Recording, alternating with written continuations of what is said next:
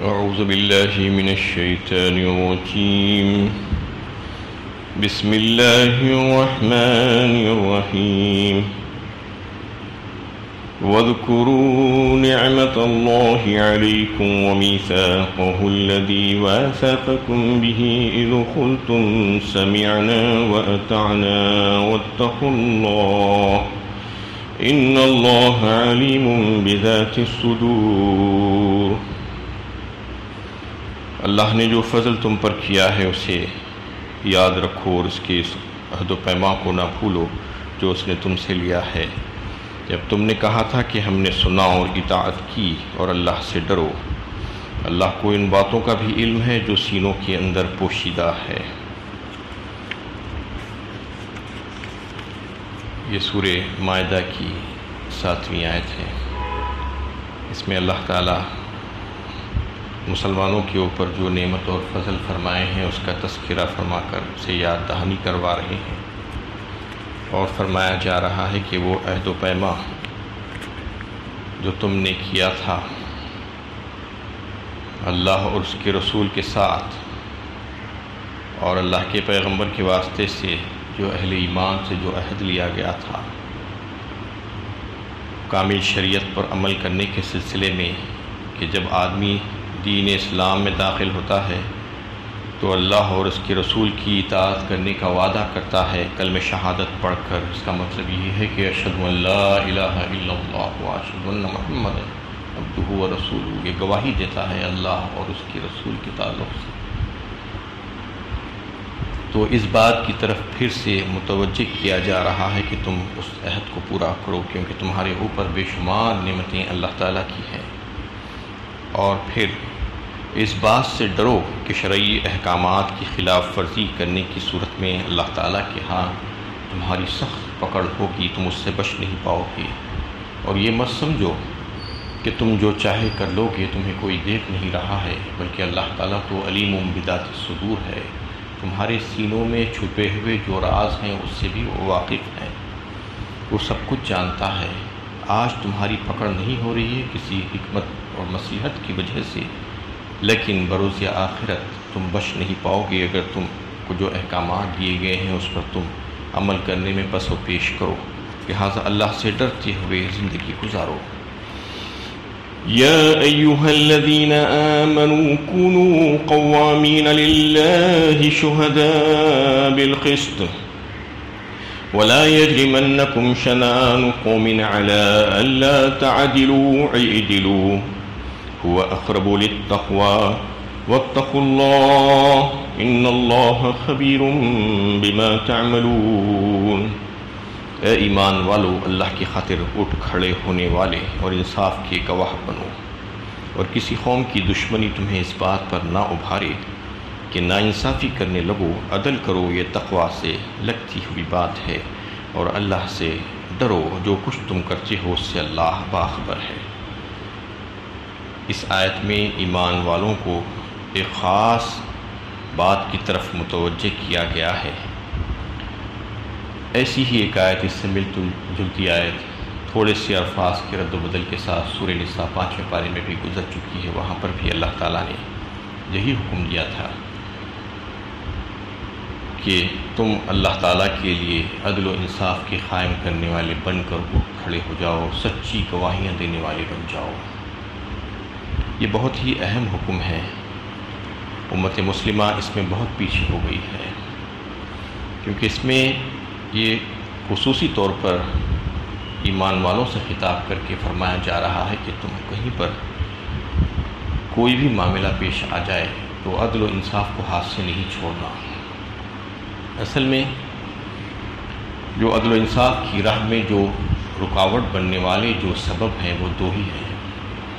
ایک تو یہ ہے کہ کسی کی شدید محبت، الفت اور اس کی طرفداری اور اس کی حمایت میں انسان انصاف کا دامن ہاتھ سے چھوڑ دیتا ہے۔ اس سلسلے میں سورہ نساء میں یہ بات اللہ تعالیٰ نے واضح فرمائی تھی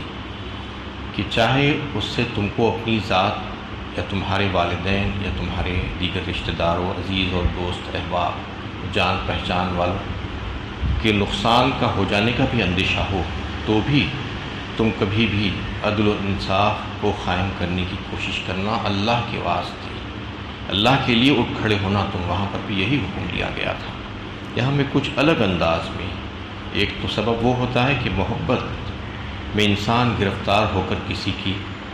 یہ کام کر بیٹھتا ہے کہ عدل و انصاف نہیں کر پاتا، کسی کا نقصان کر دیتا ہے اپنوں کی خاطر۔ یہاں پر یہ واضح کیا گیا کہ کسی کی دشمنی میں آ کر کبھی نفرت عداوت اتنی زیادہ ہو جاتی ہے کسی سے کہ اس کی دشمنی میں آ کر اس کی سے نفرت کرتے ہوئے اس کو نقصان کر بیٹھتا ہے، کسی قوم یا کسی فرد کو، اس سے بھی روکا گیا ہے۔ بتایا گیا ہے کہ وہ چیزیں سب اپنی جگہ ہے، لیکن عدل و انصاف اپنی جگہ ہے۔ چاہے تمہیں کسی سے دوستی ہو یا دشمنی ہو، رشتہ داری ہو یا نہ ہو، سب کے ساتھ تم کو عدل و انصاف کرنا ہوگا، اس لیے کہ امن کو قائم کرنے کے لیے یہ انتہائی ضروری کام ہے۔ تو اس آیت میں بھی اللہ تعالیٰ نے یہ حکم دیا اور یہ اشارہ دیتے ہوئے ہدایت دی ہے امت مسلمہ کو کہ چاہے کسی سے تمہاری دشمنی بھی ہو تو بھی تم اس کو نقصان پہنچانے کی غرض سے عدل و انصاف کو چھوڑ نہیں دینا، بلکہ عدل و انصاف پر قائم رہنا۔ یہ جو ہے بڑا تقوی والی بات ہے، تم اللہ سے ڈر کر ایسا کرو اور اللہ کی خاطر سچی گواہی دینے والے بن جاؤ۔ ان دونوں آیتوں سے ہمیں یہی پیغام ملتا ہے کہ اسلام کی خصوصیت ہے یہ کہ اسلام اپنے ماننے والوں کو ایسی زبردست تعلیم کرتا ہے کہ چاہے تمہاری کسی سے دشمنی ہو، چاہے کسی سے محبت اور رشتہ داری ہو، ہر دو حالت میں تم کو عدل و انصاف پر قائم رہنا ہوگا۔ کسی قوم کی دشمنی انسان کو تعصب میں مبتلا کرتی ہے، جس کی وجہ سے اس قوم کے ساتھ غلط رویہ اختیار کر بیٹھتا ہے، پھر اس میں انصاف اور ناانصافی کی تمیز باقی نہ رہتی۔ لیکن امت مسلمہ کا تو مقصد وجود ہی قیام عدل ہے، نبیوں کو بھیجا گیا ہے اسی واسطے کہ وہ انصاف ترازو لے کر آئے۔ سورہ حدید میں اللہ تعالیٰ نے اس کا تذکرہ کیا، لقد ارسلنا رسلنا بالبینات وانزل معهم الکتاب لیحکم الناس بالقسط، یعنی وہ کتابیں اللہ تعالیٰ نے ان کے ساتھ لوگوں کی ہدایت کے لیے بھیجی اور اس کے ساتھ وہ انصاف کرنے والے بن کر آئے، عدل و انصاف کو انہوں نے قائم کیا دنیا میں۔ تو اس امت کا کام یہی ہے، اس کا وجود اسی لیے عمل میں آیا ہے کہ وہ عدل و انصاف کرنے والے بن جائیں۔ اسے کسی قوم کی دشمنی سے ایسے متاثر نہیں ہونا چاہیے کہ وہ عدل کا دامن چھوڑ دے، بلکہ اس کا امتیازی وصف یہی ہونا چاہیے کہ اپنے تمام معاملات میں، حتیٰ کہ اپنی سیاسی پالیسی میں بھی وہ تمام لوگوں کے ساتھ، یہاں تک کہ دشمن قوم کے ساتھ بھی وہ عدل و انصاف پر کاربند رہے۔ نبی صلی اللہ علیہ وسلم کی تربیت یافتہ گروہ میں یہ صف بدرجہ کمال موجود تھا، ورنہ تو اپنے دشمنوں کی طرف جھوٹی باتیں منسوب کرتے اور نہ ان کے ساتھ غیر اخلاقی رویہ اختیار کرتے، حتیٰ کہ جنگ کی حالت میں بھی عین انہیں ہدایت دی گئی تھی، تم فلاں کام نہیں کرنا، فلاں کام نہیں کرنا، بوڑھوں کو نہیں مارنا، عورتوں کو نہیں مارنا، بچوں کو نہیں مارنا، اور جو لوگ جو عبادت گزار قسم کے جو دیگر مذاہب کے لوگ ہیں وہ عبادتوں میں مشغول ہیں، ان کو ستانا نہیں، تنگ نہیں کرنا، اور اللہ جنگ میں جو مقتولین ہیں ان کی لاشوں کا مسئلہ نہیں کرنا، ان کی بے حرمتی نہ کرنا، اور قیدیوں کے ساتھ غلط سلوک نہیں کرنا۔ یہ تمام باتیں عین جنگ کی حالت میں بتائی گئی ہے۔ عورتوں کی عزت نہیں لوٹنا، ان کی آبرو محفوظ رکھنا، اور پھر امن کی حالت میں تو بے شمار ہدایت مسلمانوں کو دی گئی ہے کہ ان کے ساتھ اچھے حسن سلوک کا معاملہ کرنا، رواداری کا معاملہ کرنا، یہ اسلام کی تعلیمات ہے۔ اگر کوئی اسلام کو آج شدت پسند کہتا ہے تو یہ غلط بات ہے، اسلام شدت پسند نہیں ہے، بلکہ اسلام تو ہر ایک کے ساتھ بہترین رویہ اختیار کرنے کا حکم دیتا ہے اپنے ماننے والوں کو۔ اگر کوئی اس کی غلط تصویر پیش کرتا ہے، غلط انٹرپریٹ کرتا ہے تو وہ ذمہ دار ہے، اسلام اس کا ذمہ دار نہیں ہے۔ تو یہاں پر یہ بتانا مقصود ہے کہ ایسی بہترین ہدایتیں اسلام اپنے ماننے والوں کو دیتا ہے تاکہ زمین عدل سے بھر جائے اور امن و امان کا بول بالا ہو جائے اس زمین پر۔ اس سلسلے میں جو ہمیں ہدایتیں ملتی ہیں یہ اس وجہ سے کہ لوگ اگر سچی گواہیاں دینے والے بن جائیں اور حق بات کو پیش کرنے والے بن جائیں گے تو انصاف کرنے والوں کے لیے آسانی پیدا ہو جائے گی کہ ان کے سامنے سچی گواہیاں ہوں گی تو وہ عدل و انصاف کو قائم کر سکیں گے، ورنہ عدل و انصاف کو قائم کرنا کوئی آسان کام نہیں ہے۔ گواہیوں کی بنیاد پر عدل ہوگا، انصاف ہوگا، فیصلے ہوں گے۔ وَلَا تَكْتُمُوا الشَّهَادَةَ وَمَن يَكْتُمْهَا فَإِنَّهُ آثِمٌ قَلْبُهُ فرمایا اللہ تعالیٰ نے سورہ بقرہ 3 پارے میں، مت چھپاؤ سچی گواہیوں کو، وَلَا تَكْتُمُوا الشَّهَادَةَ وَمَن يَكْتُمْهَا فَإِنَّهُ آثِمٌ قَلْبُهُ، اور جو کوئی چھپائے گا اس کو سمجھنا چاہیے کہ اس کا دل گنہگار ہے، یعنی گنہگار دل والا ہی ایسا کام کرے گا، ورنہ سچی گواہیوں کو جو ہے پیش کر دینا چاہیے۔ آج سچی گواہیاں جو پیش نہیں ہو رہی ہیں اس کی اصل وجہ کیا ہے وہ جاننے کی کوشش کیجیے آپ، کہ آج یہ ہوتا ہے کہ کسی کو گواہ بنا دیا جاتا ہے تو اس کو مسلسل عدالتوں کے چکر کاٹنے پڑتے ہیں، مسلسل اس کو پریشان کیا جاتا ہے، اس کو تکلیفیں پہنچائی جاتی ہیں، بلا وجہ کہ اس کو ضرر پہنچایا جاتا ہے، اس کا نقصان کیا جاتا ہے، اس کا کام کاج، اس کے کاروبار، اس کی نوکری میں خلل پڑ جاتا ہے، بار بار مطالبہ کیا جاتا ہے کہ وہ آ کر حاضر ہو، بالکل اس طریقے سے جیسے کہ وہ مجرم ہے۔ اور سب سے پہلے ابتدائی تحقیقات پولیس کرتی ہے کسی جرم کے سلسلے میں،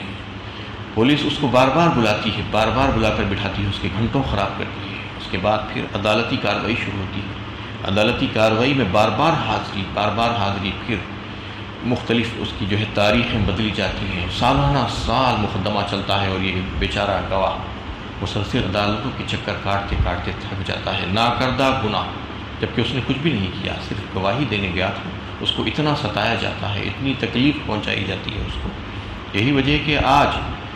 شریف قسم کے لوگ، اچھے سچے لوگ گواہی دینے کے لیے آگے نہیں بڑھ رہے ہیں، گواہ نہیں مل رہے ہیں۔ آج کرائے کے گواہ لے کر لوگ آ کر گواہوں کو لا کر غلط مقدمات کے فیصلے کروا رہے ہیں۔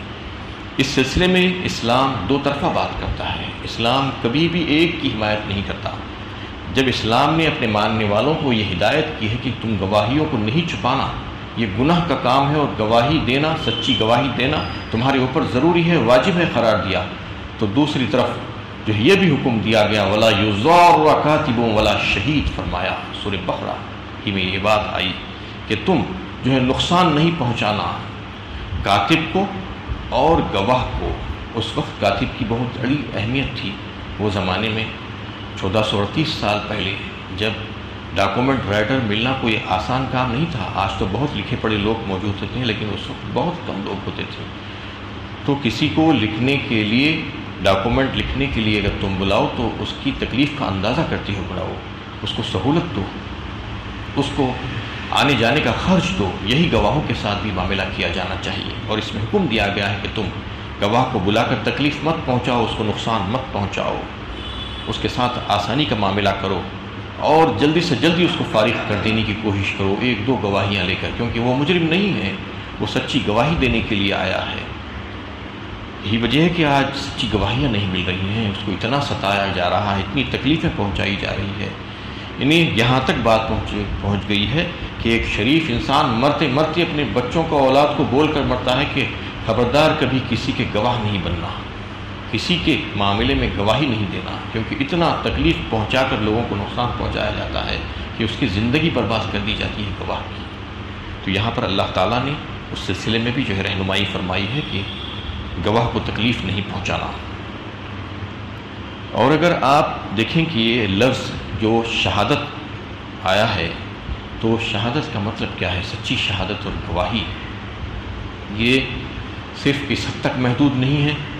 کہ حاکم کے سامنے جا کر آپ کسی بات کا اظہار کر دیں اختلاف اور